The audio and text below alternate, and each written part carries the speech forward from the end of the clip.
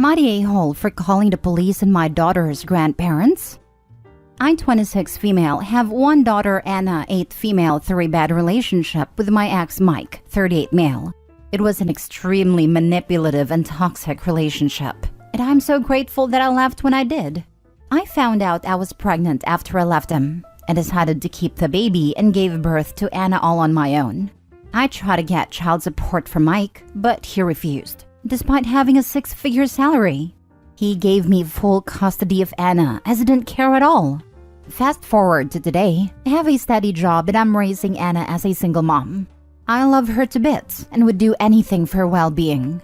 So on to the situation. Yesterday, Anna wanted to bike around the block while I was working on my laptop, to which I said sure, because I trust her, and she's done this numerous times before with no issue. Well, about half an hour later, Anna still isn't back, and I started getting concerned. I'm walking around the block and find nothing.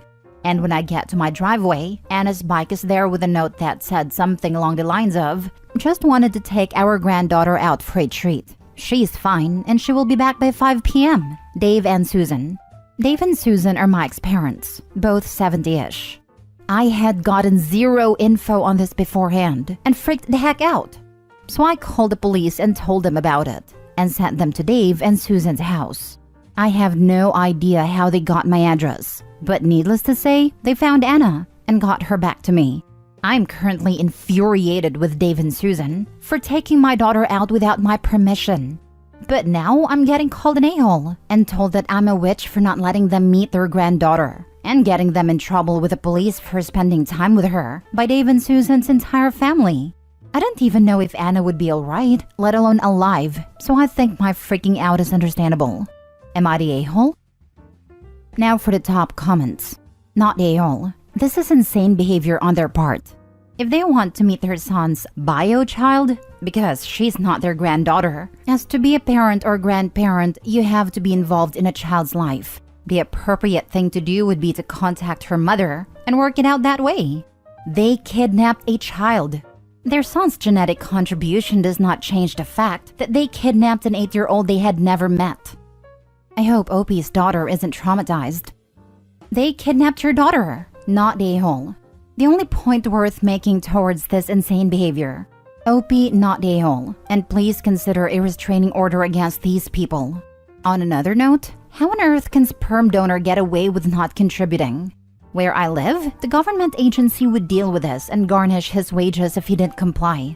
From the wording, it sounds like he signed away rights to avoid paying child support. Then the government wouldn't have gone after him. But by doing that, he ended his parents' rights as well, since they didn't have any relationship. They can't force her to give them visitation, since they didn't have a relationship to claim. Not the a-hole. Why couldn't they come to your door or write you a letter? Had they not just kidnapped your daughter, maybe you'd have considered letting them be part of her life. They really need to come at her son though. He's the one who abandoned her and the entire reason they have no relationship with their granddaughter. Yeah, that's what I was thinking. My idea is that they thought I wouldn't let them see her, which I might have if they didn't commit a felony. You also need to have a serious talk with your daughter about stranger danger. And also, be honest about what happened and that they kidnapped her, and she needs to keep away from them from now on. Get a restraining order, and make sure they can't go near her. Be honest with her and get a cease and desist letter to stop all the calls. Not a-hole. Next story. Am I the a-hole for saying my sister can move in with me but her fiancé isn't welcome? I originally said they could both move in, but I found out the real reason why they had to move. So, I have room at my place. My house has 3 bedrooms and I live alone, so when my sister asked me if she and her fiancé could stay with me temporarily, I didn't hesitate. They're both employed, don't use drugs or anything like that, and I've never had any problems with them. It would just be temporary for a few months. I didn't hesitate because she's my sister, and I didn't want her and her fiancé to be homeless. My sister originally told me they had to move because when they went to renew their lease, they were told the rent was increasing, and they couldn't afford it. They have to be out of their place at the end of the month. That's when she told me her lease ends. That was a lie. Their lease wasn't ending for months. The real reason they had to move is because of her fiancé's creepy behavior. He was going through the trash bins at the building, looking for used pads or tampons. I kid you not. And my sister thinks it won't be a problem because I'm a guy and don't menstruate. He started asking women in their building if he could have their used period products, and several of them complained about him because apparently he was harassing them and asking all kinds of creepy questions about their periods. I swear I'm not kidding. This is why they got told to move. I don't want a creep like her fiancé in my house. Personally, I think she's an idiot for staying with him, but she's trying to downplay it. I said she's still welcome to stay here because she's my sister, but her fiancé isn't welcome here to stay or even visit. My sister says I'm an a-hole for breaking my word because I said he could stay. She lied first, but she's downplaying that, and she's furious. I don't want him in my house, and she says it doesn't matter because I'm a guy. But I don't care. I find his behavior creepy. Edit: I didn't say my location in my post, but since many people are assuming American law applies where I live, it doesn't.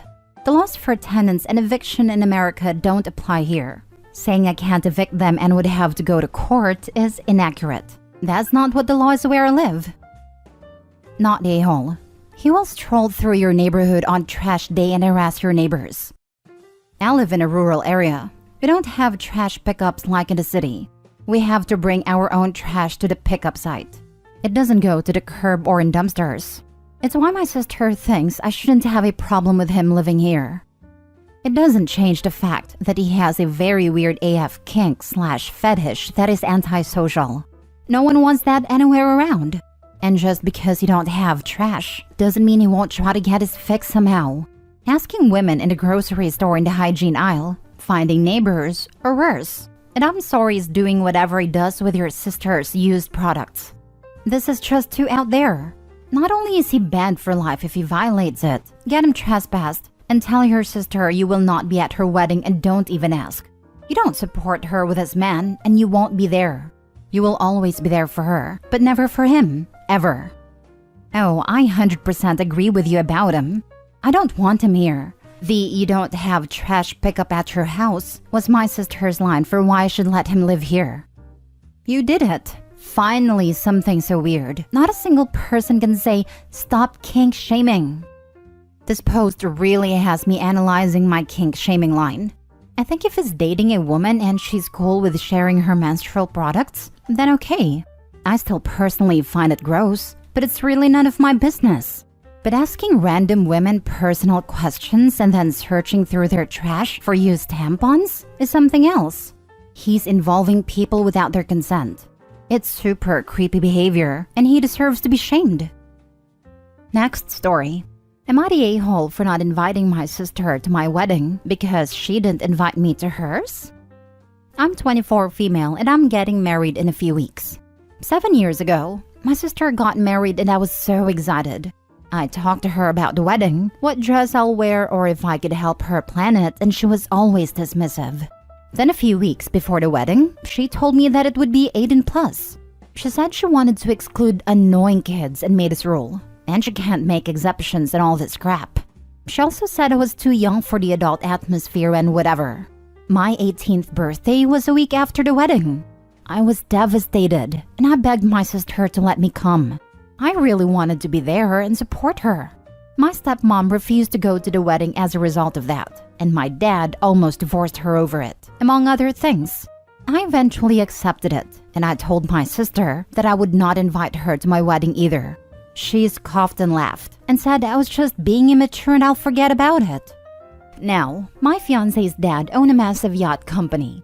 They rent out yachts, make repairs, and sell equipment. The wedding party will take place on a yacht, which can accommodate 200 guests. My sister asked me about the wedding, and I flat out told her she wasn't invited. She said I was being petty and how hurtful I was, and that her reasons were justified, and it's in the past. To be honest, I feel she just wants to be on a yacht, and not so much support me. I told her that she should have thought about that back then, and now she understands how I feel, and that she's only jealous that my wedding will be better than hers. My dad called me and said I need to stop being petty and invite her, and other family agree. I told them no, and after some arguing, they respected it. And now my sister is being a witch about it on Facebook. A friend suggested I should make my sister delete all the Facebook posts and write an apology letter saying why it was wrong to exclude me from the wedding. I think that's cringe, but what do you all think? Now for the comments. Not the a-hole. If you were like 12 to 13 when you weren't invited to her wedding, it's a different story. But you were a week from being 18. She definitely had ill intentions back then for the disinvite. Not even that, she's her sister. She absolutely can make exceptions for siblings. It doesn't matter if they are 10 or 1 week from 17. But I agree, OP is not the a-hole. My wedding was technically child-free. My 17-year-old sister was absolutely an exception and was invited. Her age was never going to be a factor on whether she was invited. My older sister asked if my niece could come and see me in my dress before the reception. Yes, absolutely. My cousin just had a baby and brought him along. I didn't mind at all, as I would rather have my family there. OP's sister was just being horrible. Good on OP for getting her own back. Not a-hole OP. Your stepmother is a gem for supporting you. Your father is garbage though. Now she can be excluded and know how it feels. It's truly amazing to see this. Stepmother put her marriage in jeopardy to support OP, which is incredible. Father? Meh. He's just tired of being complained at by others. Dad should have stayed neutral like he did when OP was excluded. Dad seems to have threatened divorce over the precious wedding when stepmother stood in solidarity of OP. Dad is an idiot. Dad clearly has a golden child. That is not OP. Last story. Am I the a-hole for getting my sister removed from the will because of her husband? I, female 24, have a sister, female 29, who has been with her husband, male 30, for 8 years. My sister is very hardworking with a good paying job. Brother-in-law, however, has been job hunting for at least 5 years. Personally, I believe it's brother-in-law's ego and his laziness stopping him from getting a job. Any job I would offer would be rejected because with his experience, he at least deserves to be a manager, and the money is too little. My sister has no contact with our mom. Completely understandable, because unfortunately, my mother can be manipulative and is a borderline narcissist. The worst is her victim complex. However, the catalyst was when brother-in-law lied to my sister and told her our mom gifted them $20,000, when in actuality, my mom said she would loan it to them. My sister sided with brother-in-law and claimed our mom was being manipulative. But our mom argued that it's a ridiculous gift, especially if it's to buy property. This would be their third, and mom already paid for 2.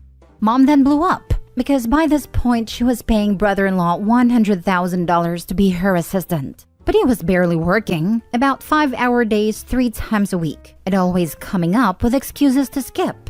He then left after 6 months, which is when I started working for mom. Recently, the talk of inheritance arose due to dad's cancer diagnosis. My parents are separated, but mom has lots of assets, including $1 million life insurance, a $2 million home, and 12 properties, which is under a family trust she manages. And here is where I think I'm an a-hole, because I convinced my mom to split her assets equally between myself and my brother, excluding the life insurance. Somehow, my sister found out and has asked we can test the will or draw up a contract to share the inheritance. I refused because, in my opinion, inheritance is earned. Besides, mom is still alive and healthy, so she can change her mind. My sister is upset and says that she deserves it just as much as we do, but I disagree. I work 12-hour days with my mom, driving her around, managing everything, whilst also being my dad's caregiver. My sister also wants to throw mom into a nursery home, whilst I would take her in. She said our brother didn't earn his keep, but is only 19 and a student. Therefore, the expectations should match that. Plus, he does the business, artwork, chores, and works part-time.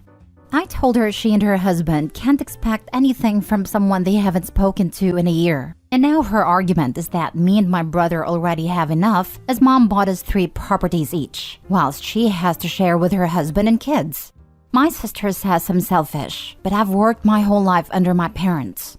Honestly, I think it's the stress of being the only source of income for a family with 2 young kids that is getting to her. I do feel for her. She's expressed she's worried she might lose her job because she can't dedicate time to her career because of the kids.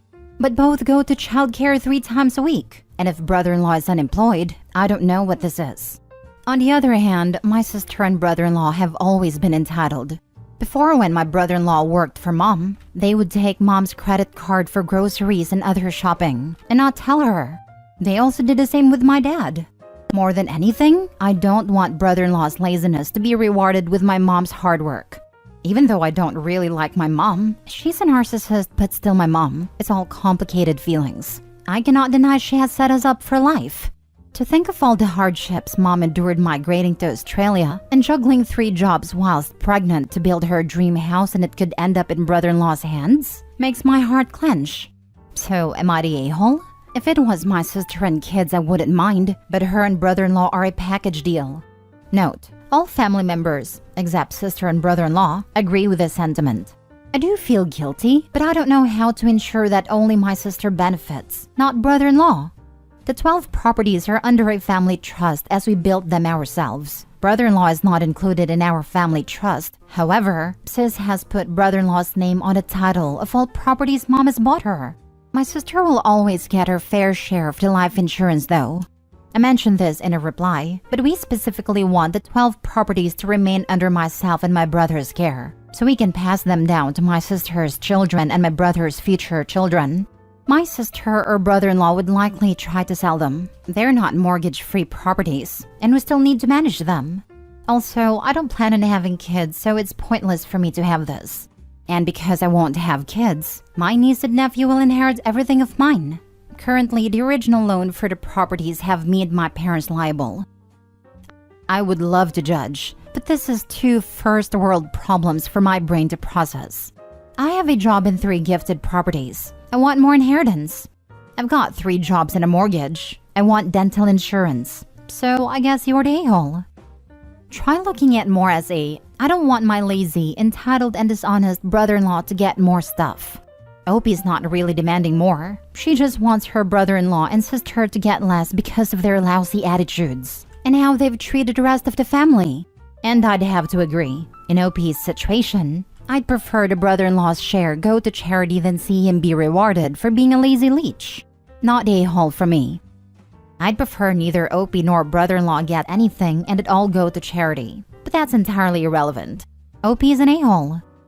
You're the a-hole. Why did you convince your mom of anything? You should have let her make her own choice and stayed out of it. You said your sister works hard. And just because you kiss your manipulative mom's butt doesn't mean she has to. Doesn't like brother-in-law. Screwing over sis as a result is fine. Huge, you're the a-hole.